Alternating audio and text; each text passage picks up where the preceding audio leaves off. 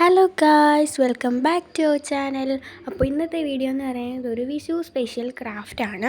അപ്പോൾ വിഷു ഒക്കെ വരുമല്ലേ, നമുക്ക് എന്തെങ്കിലുമൊക്കെ ഉണ്ടാക്കണ്ടേ.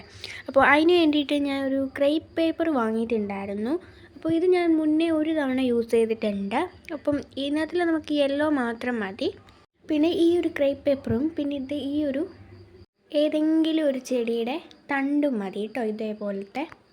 അപ്പോൾ നമുക്ക് എങ്ങനെയാണ് ചെയ്യുന്നതെന്ന് നോക്കിയാലോ.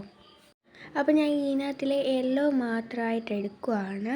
ബാക്കിയുള്ളത് വെച്ചിട്ട് നമുക്ക് ഫ്ലവേഴ്സൊക്കെ ഉണ്ടാക്കാം കേട്ടോ. അപ്പോൾ ഈ ഒരു ക്രേപ്പ് പേപ്പറിൻ്റെ വലിയ ഷീറ്റില്ലേ, അതുണ്ടെങ്കിൽ നമുക്ക് കുറേ പൂ ഉണ്ടാക്കാമായിരുന്നു. ഞാൻ ഉണ്ടാക്കുന്ന കണിക്കൊന്നയ്ക്ക് അധികം ഇതളൊന്നുമില്ല കേട്ടോ. എവിടെയാണ് നോക്കിയാലും വിഷുവിന് മുന്നേ കുറേ കൊന്നപ്പൂക്കൾ നിൽക്കുന്ന കാണാം. വിഷു ആകുമ്പോൾ ഒറ്റ ഒരെണ്ണം പോലും ഒന്നിലും പിടിക്കില്ല, എല്ലാം പൊഴിഞ്ഞ് താഴെ കിടക്കുന്നുണ്ടാവും. അപ്പോൾ അതേപോലെ തന്നെയുള്ള ഒരു കണിക്കൊന്നപ്പൂവാണ് ഞാനും ഉണ്ടാക്കാൻ വേണ്ടി പോകുന്നത്. അപ്പം ആ ഒരു തണ്ടിൽ നിന്ന് നമുക്ക് ഇതേപോലെ കുറച്ച് കുഞ്ഞു കുഞ്ഞു മുട്ടുകൾ കിട്ടിയായിരുന്നു, അത് ഞാൻ മാറ്റി വെക്കുന്നുണ്ട്. ഇനി നമുക്ക് ഇതേപോലെ ക്രേപ്പ് പേപ്പർ എടുത്തിട്ട് കുറച്ച് പീസ് ഒന്ന് കട്ട് ചെയ്തെടുക്കാം. ആ കട്ട് ചെയ്തെടുത്ത പേപ്പർ ഇത് ഈ കാണിക്കുന്ന പോലെയൊക്കെ ഒന്ന് മടക്കി എടുക്കാം കേട്ടോ. അപ്പോൾ ഞാൻ എടുത്തേക്കുന്ന ക്രേപ്പ് പേപ്പർ ഞാൻ 3 ആയിട്ടാണ് ഫോൾഡ് ചെയ്തെടുത്തിരിക്കുന്നത്.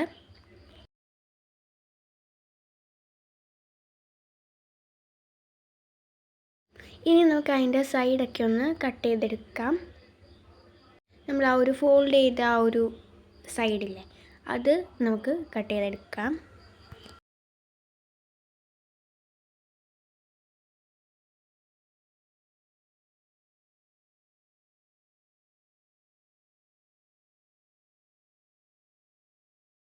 ഇനി നമുക്ക് ഈ ഒരു ഷേപ്പിൽ കട്ട് ചെയ്തെടുക്കാം.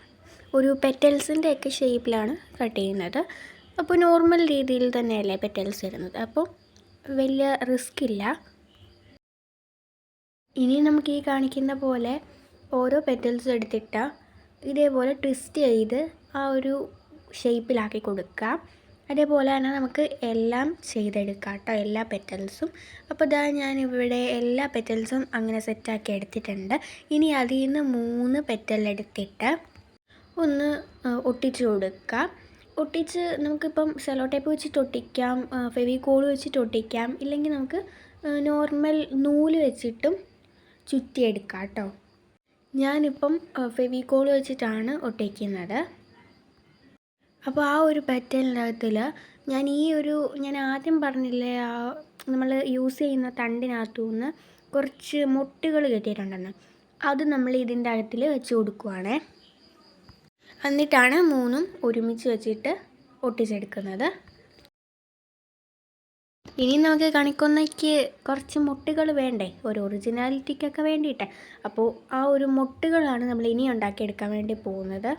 അതിന് വേണ്ടിയിട്ട് ഒരു ക്രേപ്പ് പേപ്പറിൻ്റെ കുറച്ച് വലിയ ഷീറ്റ് എടുത്തിട്ട് അതിൽ നമ്മൾ ബാക്കി വന്ന ക്രേപ്പ് പേപ്പർ, മുറിച്ച് കളഞ്ഞ ക്രേപ്പ് പേപ്പറൊക്കെ വെച്ച് ഫില്ല് ചെയ്ത് ഇതേപോലെ തന്നെ ഒന്ന് ട്വിസ്റ്റ് ചെയ്തെടുക്കുക. നമ്മുടെ മുട്ട് ഇവിടെ സെറ്റായിട്ടുണ്ട്. ഇനി നമുക്ക് ഈ ഒരു തണ്ടിൽ നിന്ന് അതിൻ്റെ ലീഫെല്ലാം ഒന്ന് മാറ്റി കൊടുക്കാം. ഒരു 2 ലീഫ് ഞാൻ വെച്ചിട്ടുണ്ട് കേട്ടോ അതിൽ തന്നെ. ആ ഒരു ലീഫ് നമുക്ക് വേണമെങ്കിൽ മാറ്റി കൊടുത്താൽ മതി ലാസ്റ്റ് വരുമ്പോൾ. ഇപ്പം ഞാൻ ആ ഒരു ലീഫ് മാറ്റിയിട്ടില്ല കേട്ടോ. ഇനി നമുക്ക് ആ ഒരു തണ്ടയിൽ നമ്മൾ മേക്ക് ചെയ്ത് വെച്ചിരിക്കുന്ന ഫ്ലവേഴ്സ് എല്ലാം ഒന്ന് ഒട്ടിച്ചെടുക്കണം. അതിന് വേണ്ടിയിട്ട് ഞാൻ ഇവിടെ യൂസ് ചെയ്യുന്നത് നൂലാട്ടോ. നൂല് വെച്ചിട്ടാണ് ഞാൻ ആദ്യം ഒരു ഫ്ലവർ ഉണ്ടാക്കിയത്. പിന്നെ ഞാൻ കുറച്ച് സെല്ലോ ടേപ്പ് വെച്ചിട്ട് ഒട്ടിക്കാൻ തുടങ്ങി.